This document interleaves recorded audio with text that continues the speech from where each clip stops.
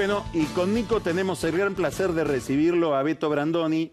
Dije recién que es un argentino excepcional. Cuando vine acá a la mesa me preguntó si no sería mucho. Y la verdad que no es mucho, porque además de ser un gran artista, en un sentido muy amplio de la palabra, alguien que nos ha ofrecido representaciones extraordinarias, emociones extraordinarias, ha tenido además un compromiso muy fuerte con la actividad pública como sindicalista, como diputado, pero además ha tenido una relación con la política que a mí me parece muy interesante, que es la del que puede entrar, tener un cargo público, pero también tiene la capacidad de abandonar el poder. En un país donde nadie quiere abandonar el poder y donde casi todos los problemas que tenemos es justamente por esa voracidad que tiene que ver con eternizarse en la posición donde uno puede mandar sobre otro. ¿Beto?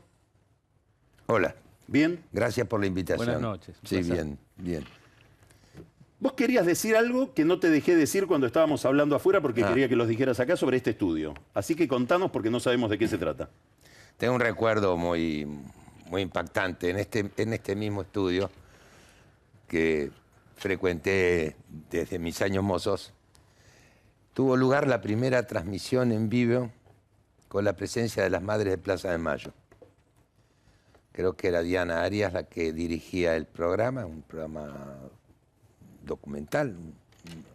Fueron los primeros, fue en el 83, creo que... O antes, tal vez. No, después de la Asunción. Después de la Asunción de Alfonsín. Sí. Sí. El ministro del Interior era Antonio Trócoli. Porque no iban a aparecer en un canal público Claro. durante la dictadura. Que además dependía del Estado. Del Estado, claro. Sí. Claro. Fue un momento muy impresionante. Si no me equivoco, dirigido por Carlos Gaustein, ¿o no? Canal 13 en esa época. No, creo que estaba Eduardo Metzger. Metzger, claro. Eduardo Metzger. Tiraron una bomba desde la autopista esa tarde. Pero eso se hizo. Recuerdo un clima como yo no volvía a percibir en un estudio de televisión y en un control. El control era casi irrespirable, digamos, la angustia, el impacto, lo que produjo la presencia de esas mujeres en aquel momento. Y a la luz de esa, a partir de esa plataforma, desde ese punto de partida, ¿qué representa para vos el derrotero de los derechos humanos en la Argentina hasta hoy? Para mí... Teniendo en cuenta lo que tuvieron que ver en la política de los últimos años, ¿no? Para mí fue un derrotero que es más largo que eso, porque creo haber sido el primer dirigente gremial que recibió a las Madres de Plaza de Mayo en 1977. ¿Dónde estabas? En la Asociación de Actores, era el secretario general de la Asociación de Actores. De modo que, en fin, estuve muy cerca de mis compañeros, los que necesitaron, junto con mis compañeros de conducción de la Asociación de Actores. De modo que ese tema estuvo muy presente entre nosotros. Incluso la Asociación de Actores fue, por decirlo de una manera metafórica, el refugio de muchas angustias de muchas madres que iban a saber algo de sus hijos, sabiendo que muchos de nosotros nos movimos para averiguarlo. Hicimos todo lo posible, tanto acá como algunos compañeros del interior del país, de modo que lo tengo bastante presente eso, y el derrotero de esa organización me llena de una profunda tristeza, porque nadie en el mundo, porque el mundo entero estaba pendiente de lo que estaban haciendo esas mujeres, ese coraje extraordinario de mostrarse tal cual son, con una causa justa, impoluta, de modo que me llena de tristeza el hoy, sí. Y un ayer más o menos reciente. Me llena de tristeza. Contanos un poco de tu relación con Raúl Alfonsín, de quien fuiste muy amigo, ¿no? Sí, fui amigo. Tuve la dicha de ser amigo de Alfonsín. ¿Cómo lo conociste? No era difícil. Lo conocí por una compañera de Asociación de Actores, también dirigente, una actriz que se llamaba Olga Berg, de los hermanos Steinberg, que eran 5 o 6 hermanos, ella era la única mujer, eran radicales, y en aquel momento, en el 82, Alfonsín hacía campaña a domicilio, estaba prohibida la actividad política, y entonces me contó que en la casa de ellos, que tenía un living muy grande, iba a ir y yo fui. me invitó y ahí lo conocí a Alfonsín, iba con un hombre de la economía a conversar con la gente. Era efectivamente una campaña a domicilio. Ahí lo conocí, cuando terminó la reunión fuimos a la cocina esa divina de Villa Devoto, de esa gente extraordinaria, y bueno, y se me ocurrió invitarlo a mi casa. Una semana, 2 semanas más tarde. ¿Cocinaste también esa vez? No, esa vez no cociné, estaba con unos nervios terribles. Pero estuvieron algunos amigos que después, felizmente, fueron funcionarios. Estaba Carlos Gorostiza, estaba Manuel Antín, había mucha gente, éramos como 40 o 50, en una charla extraordinaria desde todo punto de vista. Yo digo, no era difícil ser amigo de Alfonsín, porque era un hombre muy cercano. Muy cercano con todos, ¿verdad?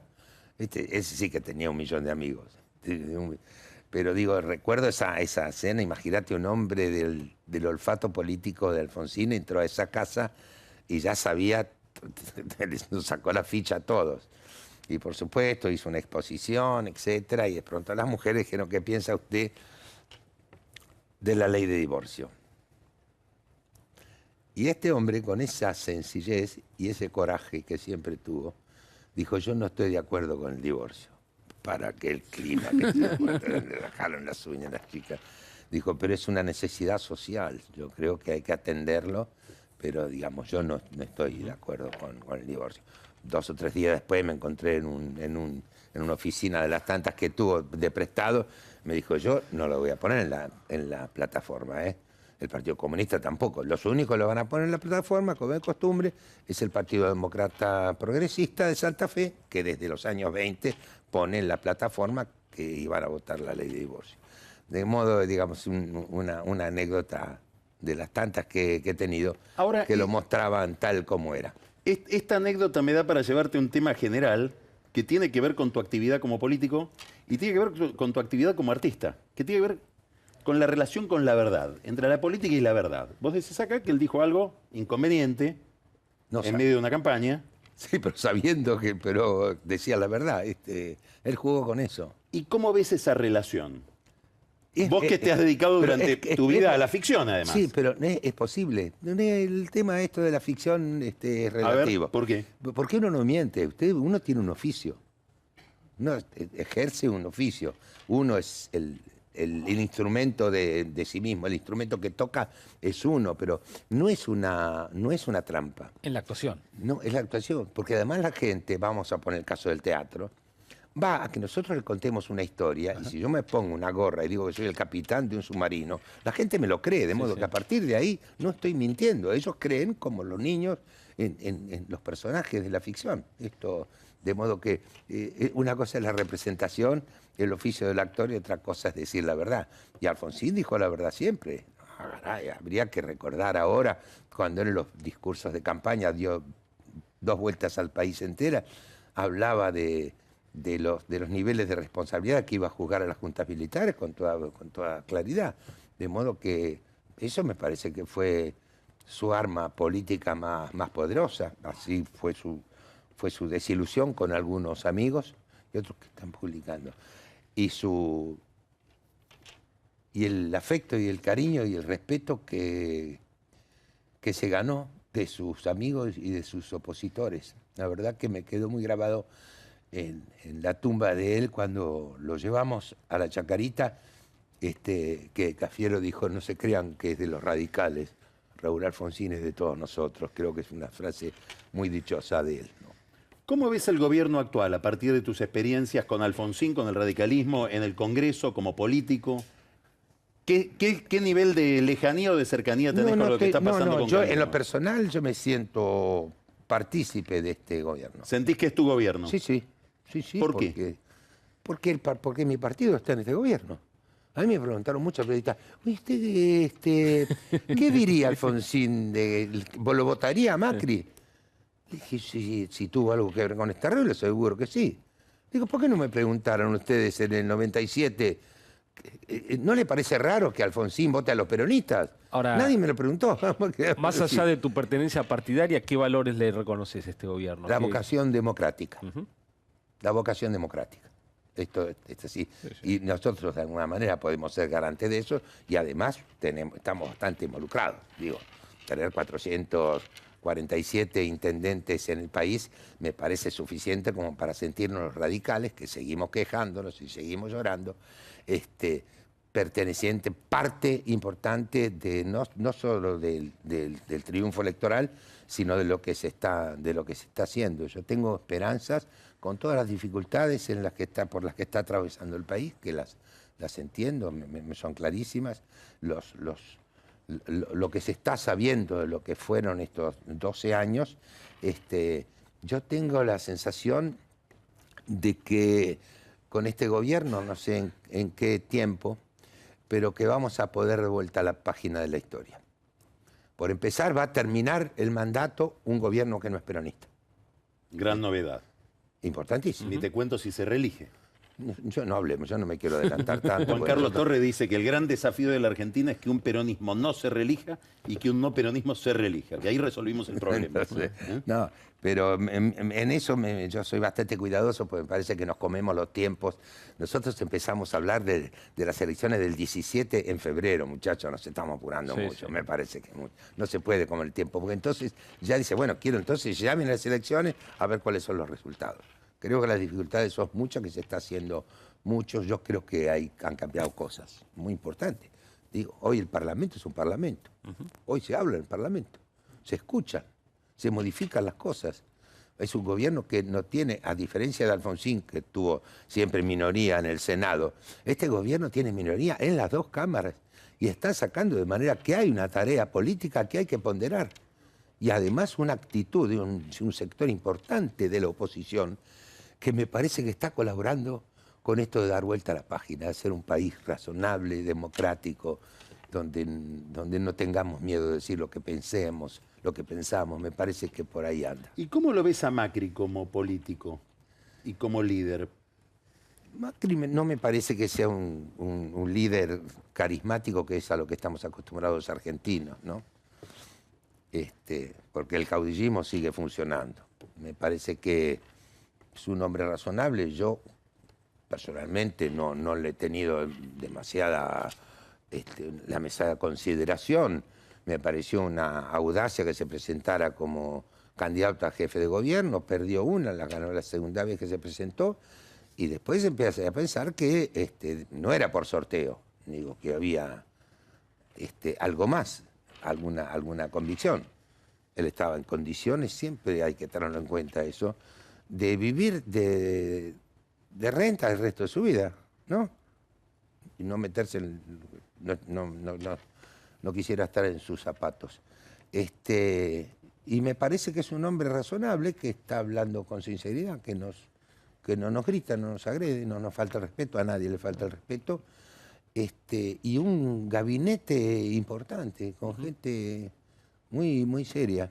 Y me parece que algo va a pasar, algo se va a modificar. Hay cosas que hacen a la cultura del país que son muy difíciles de modificar. Hay reflejos culturales muy complicados, pero... ¿Y cómo es esa cultura? Digamos, entre el país de Esperando la Carroza del 85 y el país que tenemos hoy, ¿en qué avanzamos y en qué retrocedimos? ¿Cambiamos mucho? No sé qué decir, no. Estamos igual. No. Esperando la Carroza es al cine lo que Cambalache al tango. Las dos son cosas muy ponderadas y muy admiradas por los argentinos.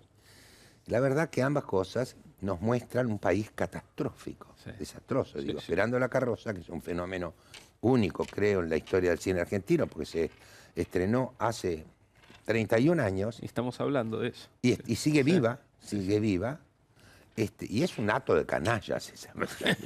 Digo, particularmente el personaje que me tocó hacer a mí. Bueno, es una especie de héroe nacional. Y la verdad que no es modelo, no es un modelo. Pero yo creo que una de esas cosas habría que considerarlas. Pero hay otras que son más graves y que van a llevar mucho tiempo. Es mucho más fácil arreglar la economía que la educación. La educación va a llevar 2 décadas por lo menos.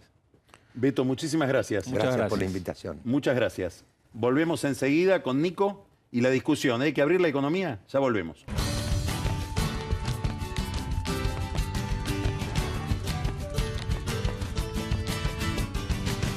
primera vez en Argentina es posible comprar en una subasta de Adrián Mercado maquinaria, equipos y rodados usados en todos sus rubros por leasing y créditos prendarios. Todo esto es posible gracias a un acuerdo entre Adrián Mercado y el Banco Superviel. Adrián Mercado siempre junto a las pymes. Aceitera General Dehesa, una empresa comprometida desde hace más de 65 años con el desarrollo del país y las generaciones futuras. Hay que tener Medife, hay que elegir Medife, hay que tener Medife, Medife, Medife. De Ushuaia a La Quiaca, Medife me cuida. Invertimos en la mejor tecnología para conectar a los argentinos. Grupo Telecom. Udra Sasso, Hotel Casino Mar del Plata. 95 modernas habitaciones con toda la calidad y el confort que el huésped de hoy necesita. Bienvenidos. Nuestra tecnología está creando un nuevo concepto en calzados de seguridad. Únicos con inyección directa de PU, TPU o caucho. Puntera de composite, más resistente y liviana que el acero. Materiales inteligentes y livianos. Zapatilla Mica. Sumamos confort y seguridad al uso diario. Ombú, nuestro liderazgo a tus pies. Regálale lo mejor en electrodomésticos, para que después de comer solo tenga que retomar la serie que dejó. En el mes de mamá, llevar una máquina de café Nespresso a 7.999 pesos. En Garbarino, pensamos en vos.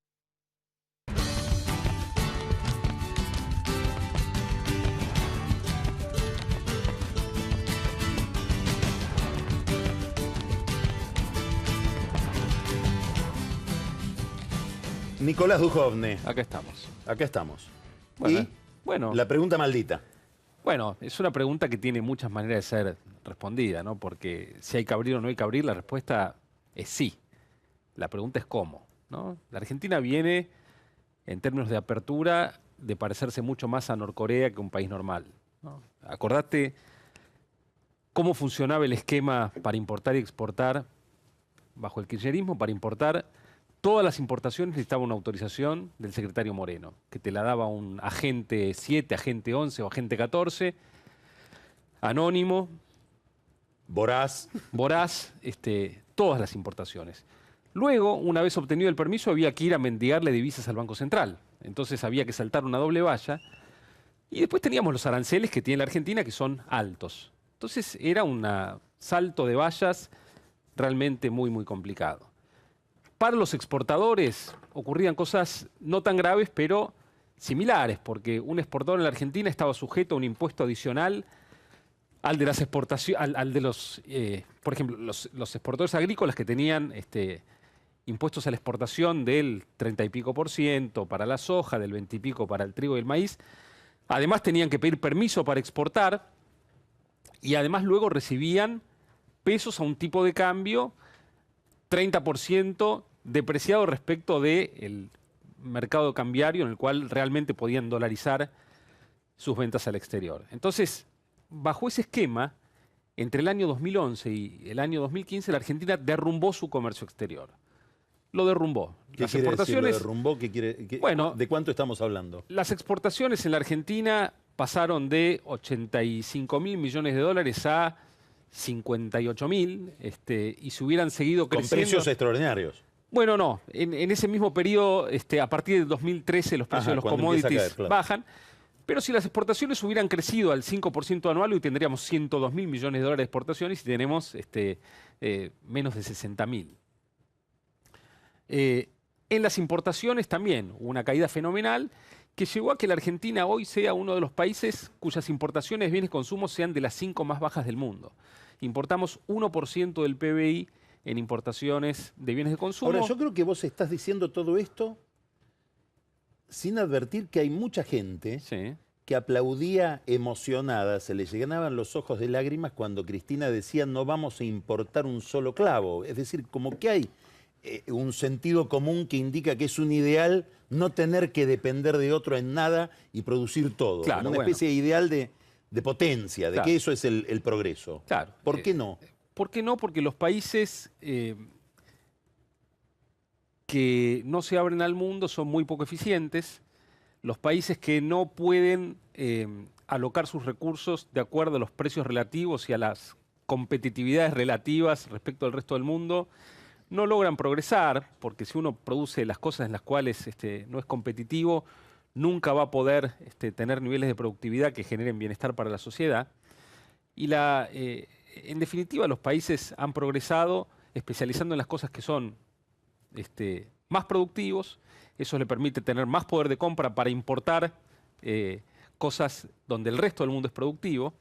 Y así logra generar un círculo virtuoso donde la prosperidad empieza a circular entre sectores.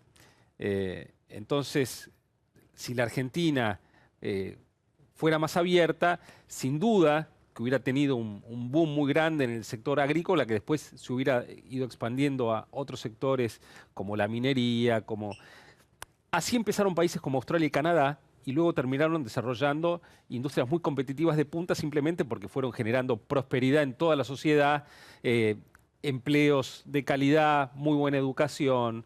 Pero es muy importante que los precios a los cuales está expuesto la producción local reflejen los precios internacionales y que los sectores puedan especializarse en aquellas actividades donde son más productivas. Y si yo no importo ni un clavo, termino haciendo todo y mal, ¿no? El gobierno parte de este panorama que vos acabas de describir como punto de partida. Claro, parte con esto como punto de partida con ¿Qué un mirás norte. que está haciendo y qué pensás que quiere hacer? Bueno, el gobierno quiere tener un acuerdo de libre comercio con la Unión Europea, eventualmente con la Alianza del Pacífico. Los acuerdos internacionales son acuerdos que se implementan en un plazo muy largo. Es decir, si la Argentina firma un acuerdo con la Unión Europea dentro de 2 años, eso no quiere decir que al día siguiente va a haber libre comercio con la Unión Europea. Eso quiere decir que al día siguiente va a haber un cronograma de 10 años que va a ir señalando el ritmo de apertura en los distintos sectores para el comercio con la Unión Europea y también con la Alianza del Pacífico si tenemos un acuerdo con ellos.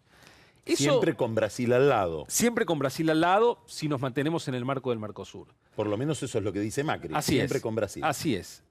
O sea, no está plantea la alternativa de que la Argentina pueda hacer un acuerdo con Estados Unidos, con la Alianza del Pacífico, si Brasil dice que no. Por ahora no. Mientras la Argentina forme parte del Mercosur, y esperemos que siga formando parte, no.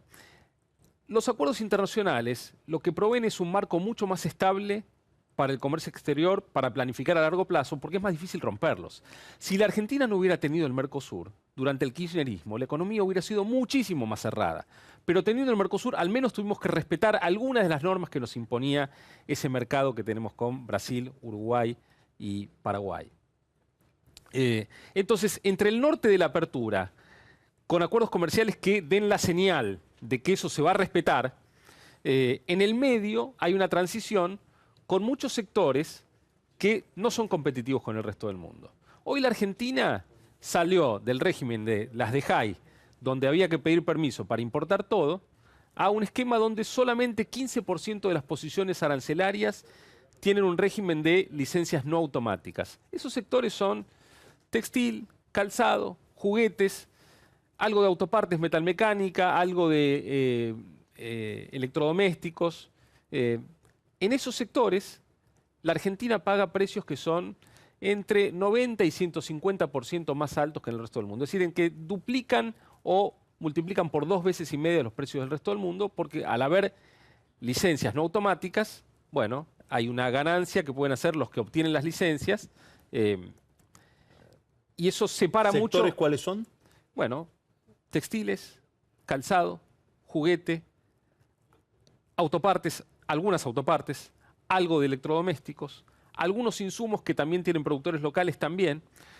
Entonces, en ese 15% de las importaciones de la Argentina tienen licencias no automáticas, estamos muy protegidos en un régimen, te diría, similar al que traíamos del gobierno anterior, digamos, obviamente con otro trato y con menos discrecionalidad, pero que separa mucho los precios locales de los precios internacionales.